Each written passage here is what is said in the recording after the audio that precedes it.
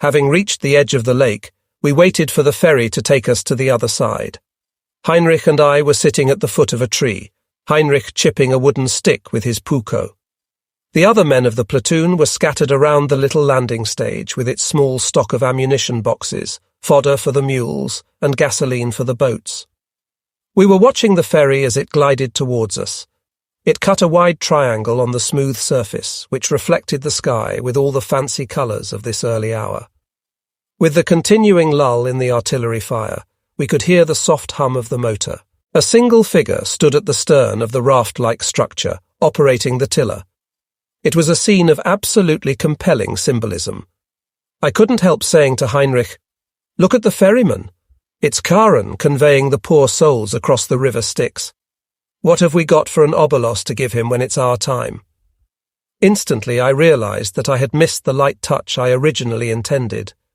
He forced a smile. "When the hour comes," he said, "we'll have given all we had. Don't worry, he will understand." When the ferry was moored, it was plain to see that help was needed to bring the cargo ashore. More bodies lay in a row concealed under speckled canvases. Myth had turned into reality. The mules would soon be back. On the opposite edge of the lake, there were the boats. They were quite inconspicuous at first, 3 oblong, flat-bottomed shells of about 4 meters, lying on the ground upside down, square stern, pointed at the bow, made of light metal and painted green. Next to them were the 3 motors, 2 massive cylinder blocks sticking out on both sides of, and mounted on, the upper end of a long drive shaft. The engine had a large handle in front and a propeller on the rear end of the shaft. These were the kind of boats featured in the newsreels, with assault teams deeply ducked into the shell, charging some hostile banks in a roaring, rapid sweep across the water and leaving a huge tail wave behind. We were waiting for the guide to bring us to Senazero. Meanwhile, we stood around the boats to take a closer look. There was some idle talk, some of us wondering why this valuable equipment was just lying about, when we were interrupted. "Listen, everyone!" Shaper was calling from the edge of the wood where he stood next to an engineer sergeant and an officer. Both seemed to have come down from the front line. We gathered around them. "Untersturmfithra Manhard of the Reconnaissance Battalion is going to explain to you our next mission," Shaper said, and stepped back, leaving it to Manhard to continue. "Parts of your battalion and ours will mount another breakthrough across the Senazero at 7 this morning. I repeat, 7 o'clock. The units will reinforce the battalions that are encircled on the other side of Senazero, in a bridgehead in fact. In the same action, our casualties will be brought out. We need your heavy machine guns to reinforce the covering fire from this side of the lake. The breakthrough will be carried out by the 3 boats we've already got up there, and by the 3 of them still lying here. That means we'll have to bring them to the lake in time. It's 7 kilometers from here. None of your own equipment will be left behind. We'll need every gun, every ammunition belt, every rifle we've got. It's a difficult stretch, and I know it's going to be rough for all of you, but it can be done as it has been done before." He looked at his watch. "It's high time. Let's get going." I looked around. There were only our 2 platoons assembled on the narrow lake shore. If there were 6 men for each boat and, say, 5 men for each engine, there would be only half of our manpower left to carry our normal equipment. Listening to Manhard's briefing, I was impressed by his capacity to inspire others with a sense of duty and confidence. This young officer, in his worn battle dress and with his face marked by the strain of the ongoing battle, was undeniably one of us, someone to go through fire and water for. Somehow we managed to pick men of equal height for the boats and the sturdier ones, such as Polzer and Berger for the motors. The extra weapons and ammunition boxes were strapped to the breasts and backs of the rest of the men. We left the shore without delay. The path wound through a terrain of solid ground, swamps and brooks, the impassable parts reinforced by corduroy trails and sometimes small bridges. This supply route satisfied the needs of normal movements for mountain infantry and mules, but it was entirely unfit for our task. The boats were much wider than the beaten track and most of the narrow corduroy structures on the ground. Feeling the painful pressure of the gunwale on our shoulders and mostly walking beside the path, we were anxious to avoid any slip which could be disastrous for the team. Crossing the first swamp on the corduroy path, we shifted the load from our inner to our outer shoulders, ducking our heads under the shell of the boat, guided only by the 2 men at the bow. The motor teams were better off as 4 men each carried the cylinder blocks resting on 2 poles parallel to the shaft, so that 2 men could walk closely together, a 5th man carrying the rear end. The others, walking in line on the trail, carried the heaviest loads, their shoulders and knees bent by the weight of the equipment. After half an hour of balancing our boat along the track, we heard a loud, sharp curse and saw the boat ahead of us crash down to the ground. Instantly we put down our boat, glad for the interruption. As it turned out, 2 men had slipped from the poles on the ground and landed knee-deep in the bog, so that the boat had toppled over. Fortunately, no one was hurt. Shaper, turning up from the rear and packed with ammo boxes himself, saw that the men were already desperate and near exhaustion. The sun had come up above the treetops, and swarms of mosquitoes had been lured by our sweat.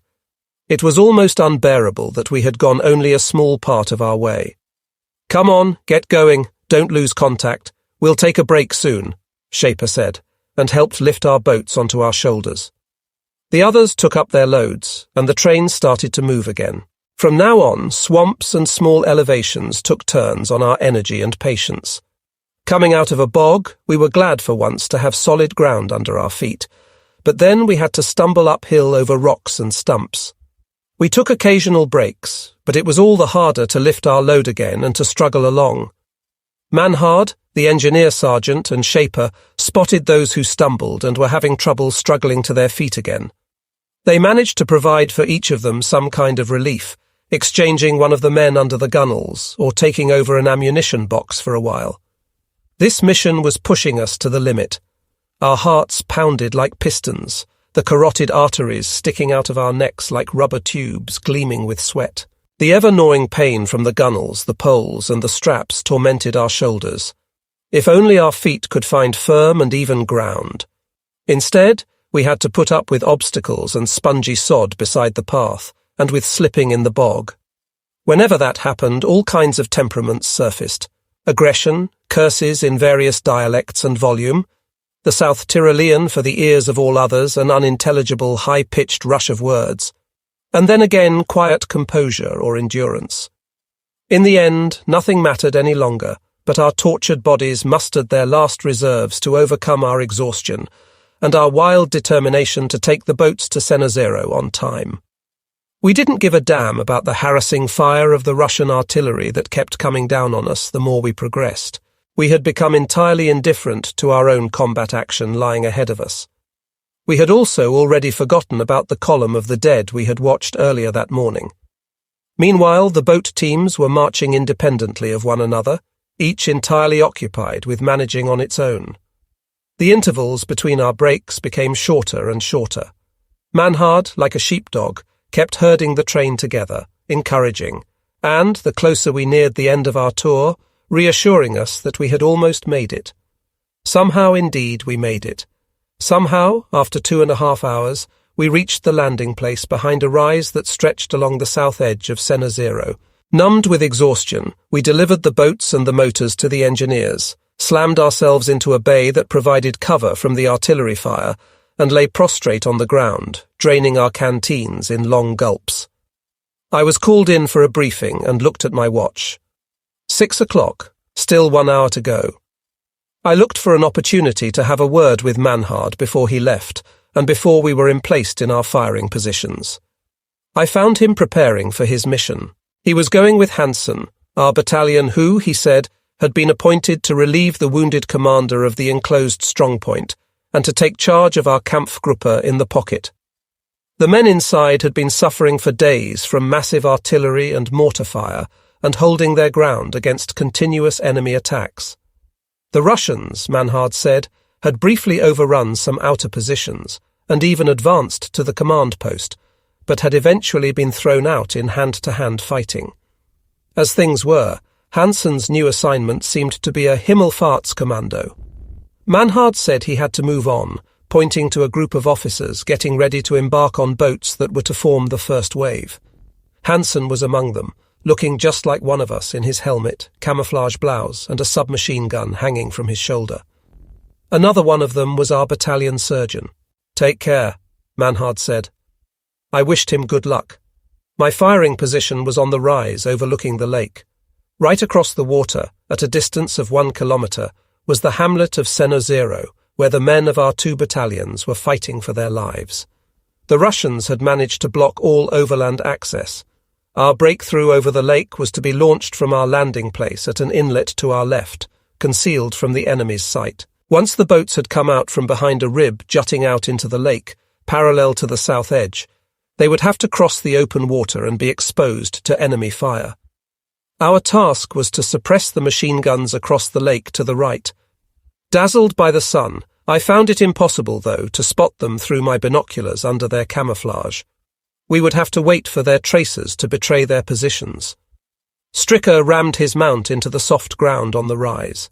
Bing threw his gun into the traversing and elevating mechanism, and adjusted the sight for the estimated range to the enemy's positions across the lake. We were ready. At 7 sharp, our artillery and mortars broke loose. From our privileged position, we could see the impacts flashing along a line where we imagined the Russians' eastern positions and gun emplacements to be. In spite of the noise, we could hear the engines of our boats revving up to a deep roar. Soon they shot out from the inlet, 2 side by side, then another 2, then 4, and eventually 6, bows rising above the water, light machine guns in front.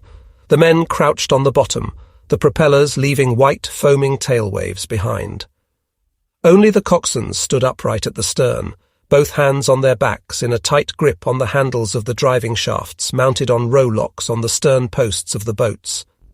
As soon as they came out in the open, the coxswains sharply swung the tillers to the right, using the motors to steer and causing the boats to swerve to the left in a wild area, now heading directly for the opposite shore. A fascinating sight. The boats were very fast. Still, they were only boats, presenting fine targets for infantry fire. The Russians remained silent at first, though, a result either of surprise or of the ceaseless covering fire of our heavy weapons. After seemingly endless minutes, the boats shot into an inlet on the opposite shore. The battalion, Manhard, and the other men of the first wave had made it safely so far. This action was only the beginning of the mission, however. After a while, the first boats appeared back on the lake, heading for the rib on our side. Through my binoculars, I saw they were full of wounded. The Ivans seemed to have recovered from their surprise. Bursts of tracers swept over the lake, fired from 2 machine guns to the right. Now came our job. We knew where they were. Bing sent his tracers over, individual shots at first, then long, sustained bursts. So far I couldn't see an effect. Meanwhile the boats, widely dispersed with roaring engines, dashed across the lake in wide swerves to evade the shower of enemy fire. We could see either whizzing across them or lashing the water's surface. Heinrich joined in with his gun, rattling through a whole belt. Now it seemed our fire was taking effect. One enemy gun was silent, although the other kept firing. But the boats were getting away from the danger zone. One after another turned into the inlet. They had won again. By now, though, Ivan had realized what was at stake. If they let our reinforcements come across the lake, it could mean endangering their whole operation. At any rate, our staging area and our firing positions on the south edge of Senozero now became the main target of their artillery and mortars. Hell broke loose. Heavy artillery rounds came slamming down on the staging site to our left, mostly shells of the infamous Ratschbum, 76mm high-velocity guns, the impact of which arrived faster than the sound of their firing report. Just when in all that turmoil the second wave of our boats had taken off, their course and our firing positions on the rise came under concentrated Russian Mungo fire. We hadn't time to dig in, but found some cover between the large rocks cropping out of the terrain. So, when the boats reached the open water and the 2 machine guns opened fire on them, we blasted away as well as we could. We would count the Mungo firings and take cover whenever the shells crashed down, and afterwards we would pop up again and send our bursts over to the Russian machine gun nests. By then, our fire was much more precise, so that temporarily the 2 machine guns were put out of action.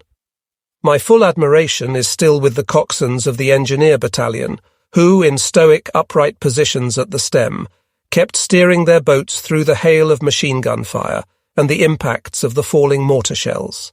They drove through not once, but again and again, always facing another ride through enemy fire once they reached the shore unharmed. Relentlessly, the Russian artillery kept firing, sending shells into the staging area and dueling with our own guns. Thanks to their closeness to the railway line in their rear, they by far outpaced our own artillery. We waited for the boats to return. Shaper ordered a change of position down to the edge of the lake. On our crest, the Mungo fire had become too dangerous. I had been looking for a favourable spot, and quickly, between 2 rounds of the Mungos, we started down the hill, jumping from cover to cover, toward a rock formation on ground above the lake. Then Berger fell. It was nearly a direct hit by a stray Mungo round. It got him as he ran down, the last in line and fully packed with his ammunition boxes. I sent one of my men back for help, but he soon came creeping back, his face ashen. Berger was dead. The boats were back on the lake, evacuating more wounded. This time the barrage of Russian mortars increased. The boats had no choice. They had given up their zigzag course and were shooting straight through that hail of fire. One of the Russian machine guns was back in action. Its tracers whizzed through the middle of the little fleet.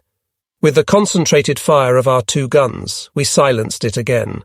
But before we did, one of the coxswains was hit. His craft swerved wildly over the water. Someone in the boat took hold of the tiller and eventually brought the boat back to the inlet. The heavy weapons fire on both sides escalated to a fury, and the outcome was becoming more than doubtful.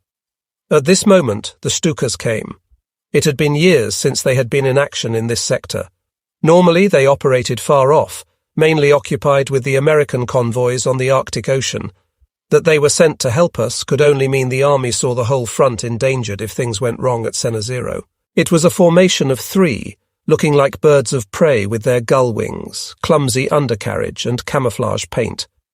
And they acted as such as they swooped down on the Russian artillery emplacements and on the enemy's infantry positions. Their nerve-wracking wail, swelling anew with every dive, completed the picture of absolute dominance over their victims. For them, it must have been a nightmare. The tide turned. Under cover of the Stukas, the assault boats shot over the lake unmolested. The next time they carried only ammunition and supplies. Clouds of smoke rose over the Russian emplacements. Maybe an ammunition dump had been hit. Their artillery and mortar fire had almost stopped for the time being. Now the Stukas, guided by flares, turned upon some of the Russian infantry positions, ferociously blasting away with their cannon. At last they swept once more across the battlefield and then took off. Our opponent had been taken by surprise a second time on this day, and his morale was shaken. Later on, the sun was behind us. The fighting had ebbed. By turns, we took naps. Awakened and instantly recalling the events of the last 12 hours, however, everything appeared strangely unreal. The everlasting daylight, the lack of sleep, and our general exhaustion may have added to that dreamlike condition. Behind us, however, up the hill, just where he had been hit, Berger lay under the speckled canvas spread over his body. Thinking back, I recalled our talks in the bunker. With all his plain and unconditional devotion to the Führer, his will to live might have been stronger if on this morning there had been for him some kind of choice. There wasn't, though, and so he died with his loyalty untainted. In the early afternoon we were called back. Cautiously, we pulled out and leapt up the dangerous forward slope, dragging the canvas with Berger's body along. To our surprise, the Russians left us alone. On our way back to the assembly area, we went through a hollow where a row of stretchers had been put down with the rest of the casualties who had just been rescued from the pocket. Some of them looked frightfully pale and haggard.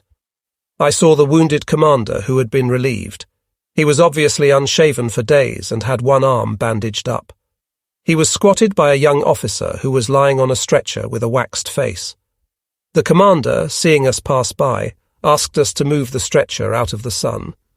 He remained with the wounded man, soothingly talking to him and holding him by the hand. "You'll be all right. They'll fix you up in no time." But the young officer was dying, and he knew he was. Just before he lost consciousness, I heard him whisper to his commander, "Do never, never forsake the Führer." It is only now that I realize that up there in the wilderness on that day, we saw a dying officer seeking to extend his loyalty even beyond his death. In spite of all we had been through, we were not meant to enjoy a rest. Some rations, some tea, half an hour of bottomless sleep was all we got, and possibly could expect under the circumstances.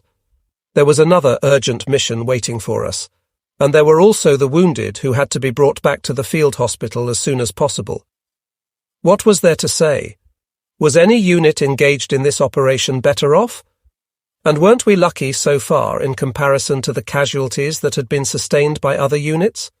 So, stoically, once more we got up to distribute our equipment among ourselves and went over to pick up the wounded. True, this time the load was lighter than the one with which we had arrived, and hadn't we shot a lot of ammunition?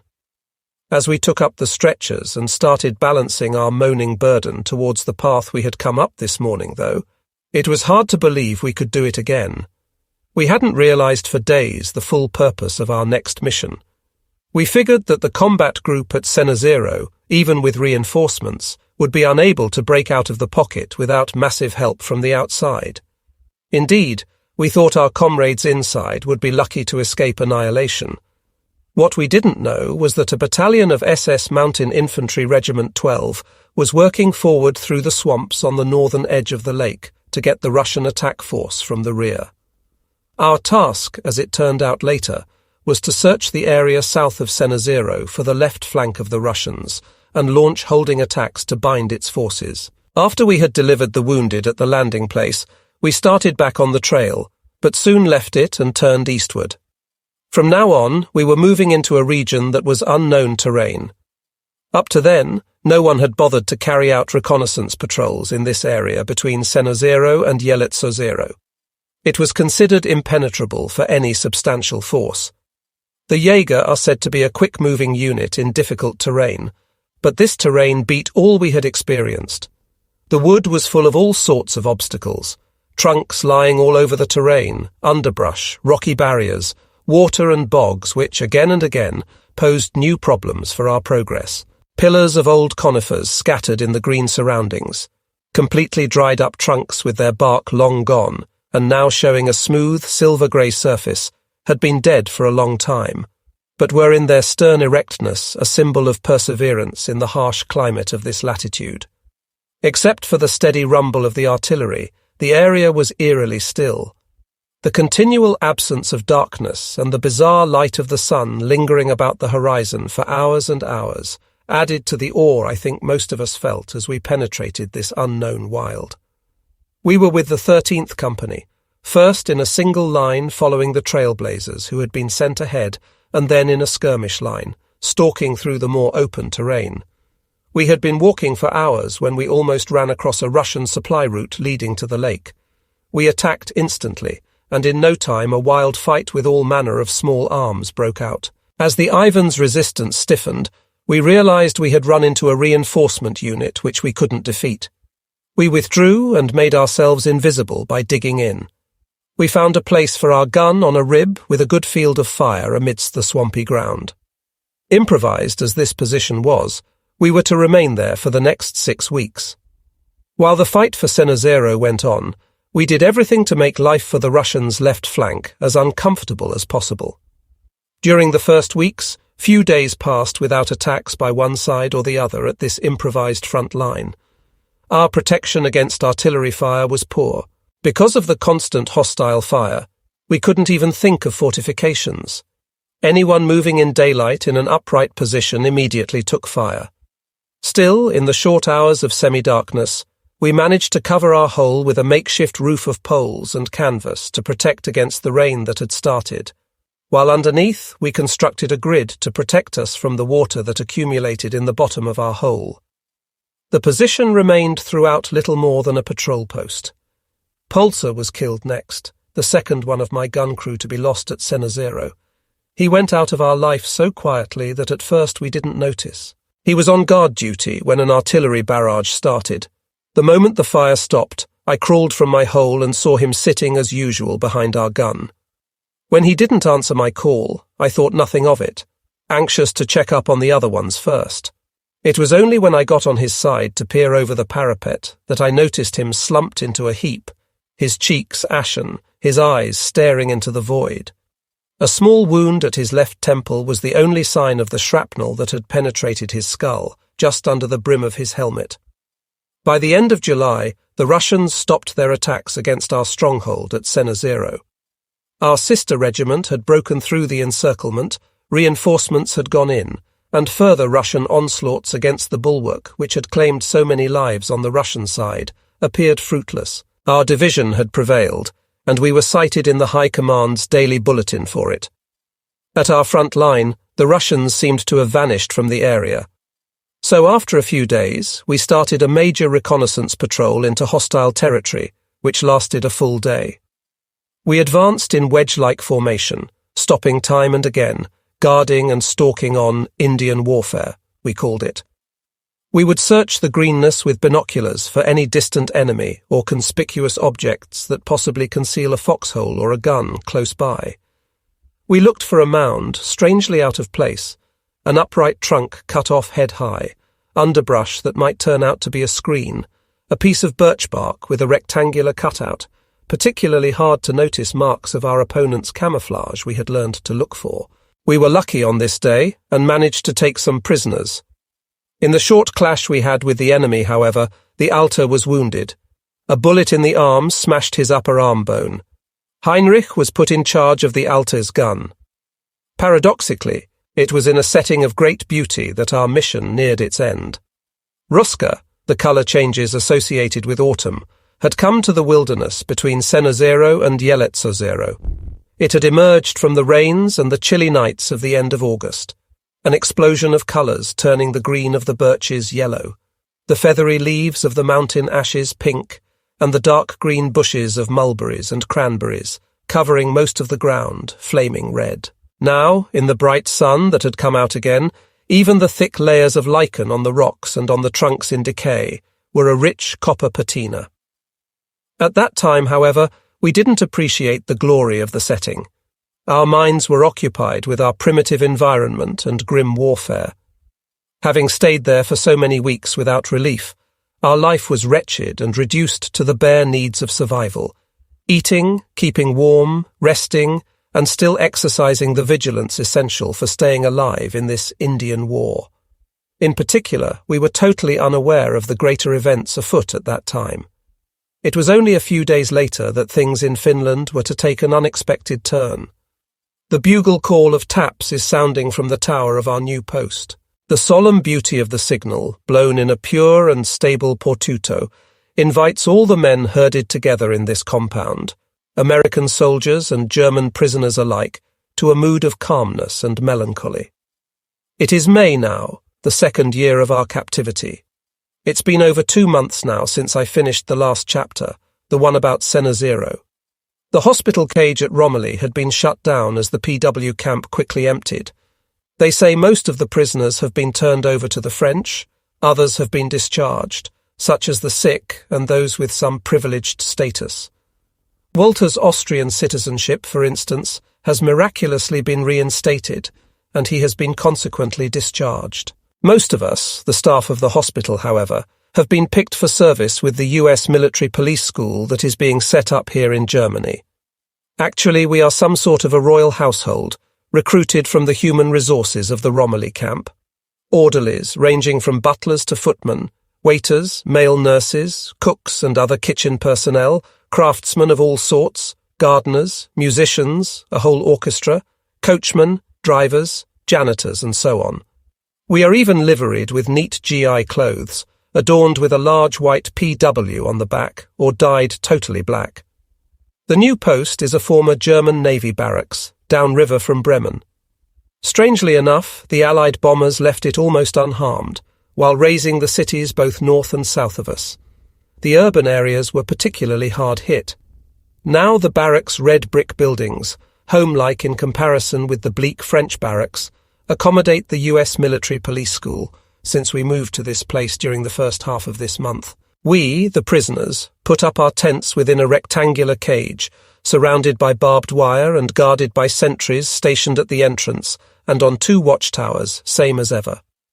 To be back home but still imprisoned intensifies the feeling of being held in captivity. When, after so many delays, our train finally left Romilly, it seemed a promising start. Somehow our future appeared brighter. We were going home, and that notion alone was sufficient to fill us with anticipation. The further we rolled into Germany, the more I felt elated. Every hour I felt I was coming closer to my home. Then, for a while, we could even see the Harz Mountains emerging from the haze in the east. From then on, rolling on to the north, however, disappointment grew. The dreadful wounds our country had suffered in the long agony of the last years of the war became more and more manifest as we passed through the stations, towns, and industrial sites. But what exactly had we expected? Some kind of miracle? We passed through Mannheim, Kassel, Hanover, and Bremen. Had we imagined on our journey back that somehow they would have been resurrected from their ruins? We faced a grim reality. Between islands of devastation, the farmland and the villages presented themselves in the full blossom of May. Symbols of hope abounded in every field, in every cluster of red-tiled roofs, and every strand of chestnut trees. Along the way, something came back to my mind, something from a French lesson at school in the summer of 1940, the time when France had been defeated. Our teacher had chosen a quotation from a recent address by Marshal Pétain, words that had deeply impressed me because, at that time, I was trying to imagine the feelings of a defeated nation. The text was an appeal to the French nation for an intellectual and moral recovery. As our train rolled on, I tried to recall the words the Marshal had used to invoke French soil as a last resort. Something like this: Frenchmen, the land does not forsake us. It remains our refuge. It is our country as such. A field that falls fallow is a portion of France that dies. A field tilled anew is a portion of France that is born again. Words of hope and encouragement. If only we were free so we could help with our country's rebirth. Freedom and liberty were the subjects of a recent conversation among our chaplain, Pete, and me. We were standing around after the consecration of our new chapel, which of course is also under canvas, where Pete had dragged me in. In his sermon, the chaplain had been trying to soothe the general disappointment by invoking faith and hope faith, he said, that could be practiced in the camp as well as outside, and hope that was like a beam from a lighthouse, as strong and promising as our faith. Pete expressed how much he had liked the sermon and that he was edified by it. I felt I should say something as well. I'm sorry, chaplain, I haven't been much of a churchgoer at home, but I can understand that people feel consoled. Hope gets stronger if it is shared with others in faith. And what about yourself? He asked, smiling, feeling my reservations. I'm not blessed with too much hope, I'm afraid. It must be my faith which isn't as strong as it should be. Somehow I feel trapped. I'm very sorry for you, he said. Don't you at least agree with what was said about freedom? I understand your subject was freedom of will and freedom of worship as a last resort in our predicament. It's true. With all due respect, chaplain, our real problem is that we want to get out of here. That's what I think freedom is all about. Yes, I understand. Still, I insist. Even outside, you won't be as free as you might think. There are always moral obligations or legal requirements or naked wants that will restrain your freedom. I dare say that in this cage there is more freedom than you have experienced in the last few years as a soldier. Don't you think so? I don't hesitate to go even further. You may even say in our defeat we were liberated. Although I had heard this view before, I was shocked. How can you say that? Must I remind you of the bombed-out citizens of Bremen, or of the millions of people who were expelled from the East? Do you think they feel liberated? As for me, I volunteered for service. That's just what I mean. You are bound by moral obligations, bound by your own will as others are by custom or religion. It's always the spiritual sphere where the most compelling restrictions of freedom originate. And since you are free of your former bondage, you are left with a greater freedom which you can make use of here. As I see it, one bondage of my own choice has been replaced by another bondage which isn't my choice at all. The main choice is between a life toward God or away from Him, and in that you are free. The one who really believes will always be free to lead a life that pleases God. That is the message. Always? How about life under Bolshevism? Would you say those people are free in your sense? I doubt that. I doubt that very much. Assuming you were right, though, then we could put up with Bolshevism. It wouldn't be that bad after all. Is that your message? My dear friend, it's all a question of faith. If only your faith is strong enough, the message will be true. Faith can move mountains. I can't find consolation in his belief. Eventually, such a belief ends by submitting to whatever happens to you. It promises peace of mind, like the bugle blowing taps. It lulls us into a state of acquiescence. Hush, it seems to say, don't worry, get it over with. It's not all that bad. Someday you'll be released. For the time being, get some sleep. Believe me, sleep is a great consoler. Our days in this camp, however, are filled with everyday life rather than with disputes about freedom and captivity. As it turns out, life in the royal household is more rewarding than we thought at first, at least in the case of the duties Pete and I must perform. While Pete is assisting a US Army dentist, the kind of work he likes well, my lord and master is an attorney from Chicago. He's a captain by the name of Herbert, which is his last name, in fact. He is in charge of the legal training at this school. As for himself, he lectures on criminal law. Handsome, a bit too well fed, about my father's age, his long and sleek hair already going grey, he is, all in all, a man of authority.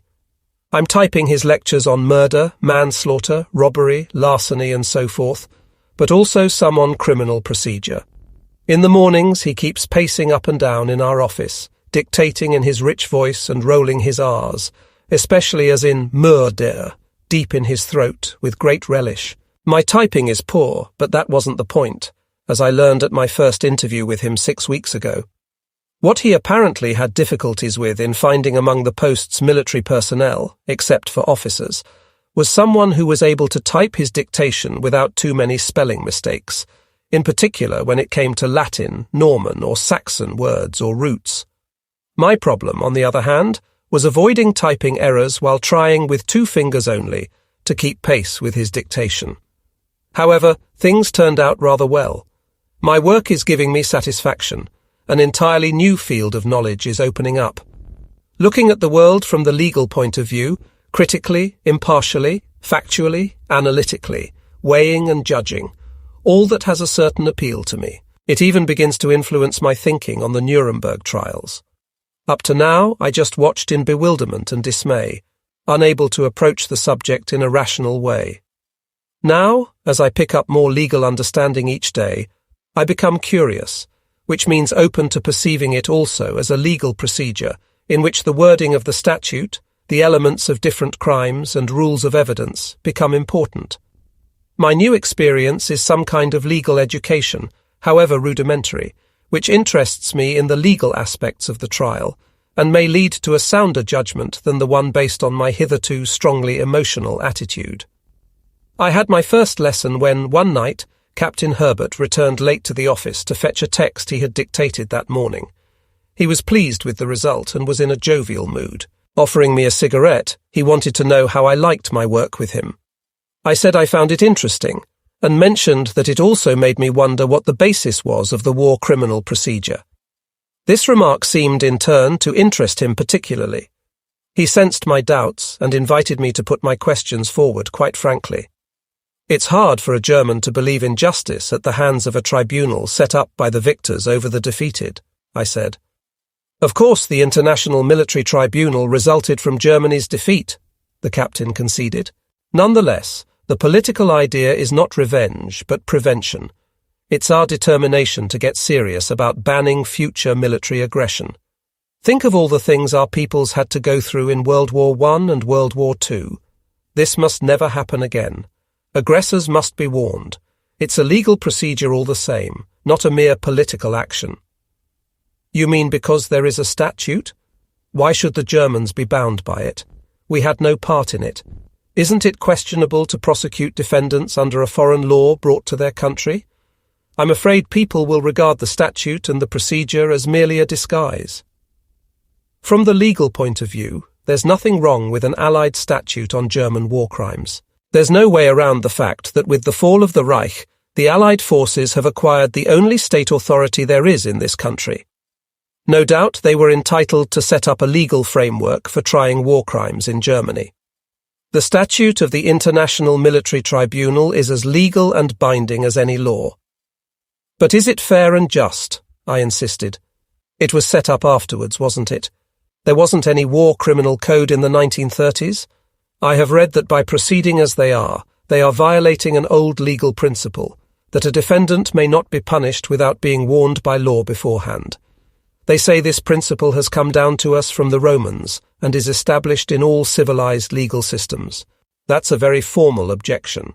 Don't let yourself be confused by it. You can't seriously deny that crimes against humanity, such as murder, rape, deportation, and various other crimes, have been well-established crimes for centuries, some at least for many decades among civilized nations. Yes, I can see that. Violation of human rights, I admitted. However, the more all parties became involved in an uncompromising all-out war, in a war for their own survival, the more those well-established rules of mankind began to crumble on all sides. Must I go further into that? In general, I agreed that violations of human rights must be prosecuted. Not so with the newly established crimes. I said so and continued, what about the so-called crime of preparing a war of aggression, the main crime, the crime number 1 of the trial? That has never been a punishable crime before, or has it? Well, it remains to be seen whether the court will bring in a verdict of guilty on that point, the captain said. But at least it has been claimed by distinguished jurists that, after World War I, wars of aggression were regarded as banned within the international community.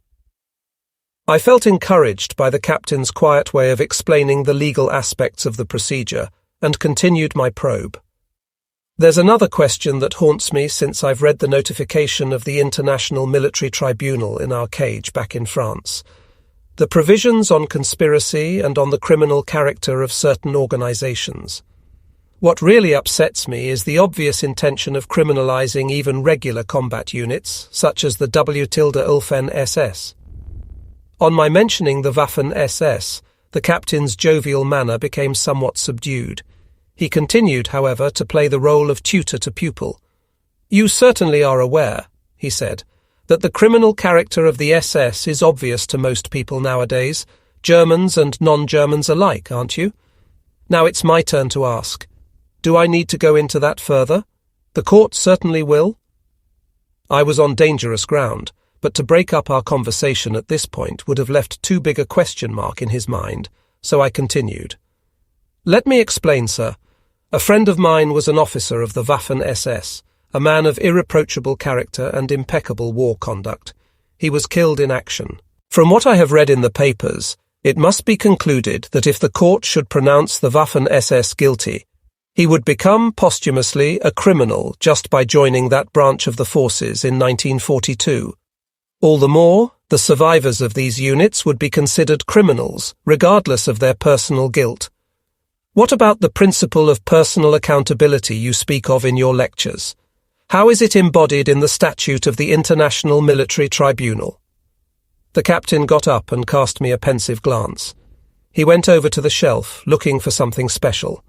With a jerk, he drew an old paper from under a heap of material and held in his hands what he wanted. The Statute of the International Military Tribunal.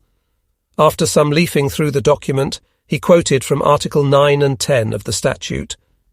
The court may, in the trial against a single member of a group or an organization, in connection with an action the defendant will be found guilty of, declare the group or organization, of which the defendant was a member, a criminal organization. In that case, any of the 4 powers may bring a former member of the organization to trial, and that, in this case, the criminal character of the organization shall not be questioned. The captain thought about the text for a while, and then continued. I don't think that personal culpability will be disregarded in the case of members of the organizations. If the court should find an organization guilty in the sense of Article 9, it will certainly make provisions for groups of members whose guilt may be questionable. On the other hand, if we are determined to bring justice to those who have suffered from the actions of the SS, It would be intolerable to allow any defendant to raise anew the question of whether the SS was a criminal organization. I felt Captain Herbert was playing down the charge against the Waffen-SS. "Forgive my insisting, sir, but it is a criminal conspiracy those soldiers I mentioned were charged with. Conspiracy for the commitment of crimes against peace, of war crimes, and of crimes against humanity. I find it inconceivable even to suggest that hundreds of thousands of soldiers could have joined this part of the German forces to commit crimes. And how can that be proven? There is not even one member of the Waffen-SS in the dock." The captain remained quite composed, almost impassive. For him, the trial seemed to be just another criminal procedure. He thought for a while and then said, "As I said before, there are many who think that the crimes of the SS were generally known, so that he who joined one of their organizations must have seen himself as becoming an instrument of crime. Personally, however, I have my doubts that the charge of a conspiracy can be upheld in general. The term as such is a rather disputed one, even in the United States. Maybe the court won't consider it as part of the law of nations." I thought it best to leave it at that. Our talk had gone far enough. As I think about it, I see there is a point in prosecuting violations of human rights, and maybe there isn't any other authority to do it. To think, however, of those wild assertions, to insist that the crimes of the SS had been generally known, and in consequence, to imply the most dishonest motives to the volunteers of the Waffen-SS. What a hopeless discrepancy between this construct and reality. I see the mule train with our dead comrades coming down from Senozero, and I see Berger, who sealed his honest motives by his death, and I think of the young officer who even at his death was not concerned with himself, but with our common cause. They believed in the honesty of the cause and gave all they had in performance of their duty. What a revaluation of values! How suitable is Shakespeare's line, "Where foul is fair and fair is foul." A few days later, however, I found on my desk an envelope from the captain. It contained a newspaper report which was a very concise account of the testimony of Rudolf Hoss, the former commandant of the Auschwitz death camp. After reading the details of what, in general, has become known for quite a while, I was left again in a state of bewilderment, and I still am. 3 million human beings gassed or starved to death within a 27-month period at one single campsite. It would mean between 3,000 and 4,000 killings each day, Sundays and holidays included. It's unbelievable. It is an image of utter unreality. It is Hoss himself, however, who has confirmed these numbers in his written court confession. How can a human mind, though, confronted with this piece of evidence, possibly imagine the feasibility of such events? How can the facilities and daily operations even be visualized? What about the mental condition of the operators necessary to carry out such a monstrous scheme? In a vain effort to grasp the enormous horror of the matter, I thought of another event that occurred a long time ago. It must have been in my 3rd year at school, when the woods around Gandersheim, a small town where we then lived, were struck with a plague of maybugs. All the schools in town were asked to help implement emergency measures. So one day at dawn, each class started for the woods to shake down the bugs from the trees, stiff and numb as they were from the cold of the night. We then picked up the bugs and dropped them into large sacks, which afterwards were hauled to the school to be burned. I vividly remember my eerie feeling at noon, as I watched the sacks, bulging with the now terrified bugs, being thrown into the roaring fire of the furnace, one sack after another, each causing a horrible hissing sound and more furious flames. One must put Hoss's numbers aside. They are irrelevant to the essence of truth. What matters, obviously, is that mass killings of Jews, helpless men, women and children, young and old, have taken place for several years in the course of a premeditated, long-term strategy of a higher authority. For the victims, it was an inconceivable disaster. Attempting to understand, I try to imagine that in my own family, an ancestor belonging to some newly designated inferior race had been discovered, and the police had knocked at our door, rounded him up, and secretly sent him to the gas. As much as I try, even to visualize my own folks among the heaps of skeletons I have seen in the papers, however, the monstrous scheme, although obviously true, remains beyond my comprehension. The other undeniable truth is that the strategy and its execution was the work of the SS, of men who for the most part wore our uniform. 35,000 men in our uniform were engaged in guarding the camps and operating the extermination machine, Hoss said.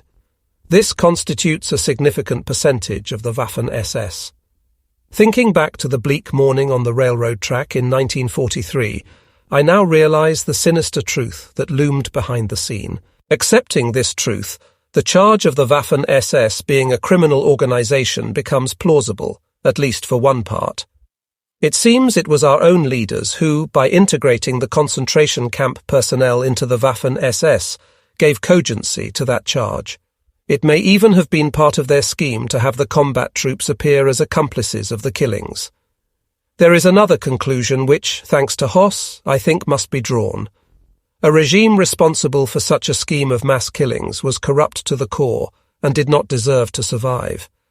It's a disgrace that we didn't overthrow it, but left it to be eradicated by our enemies. These days, during office hours, I overlook the questioning glances of the captain. It's easy to guess what he is thinking.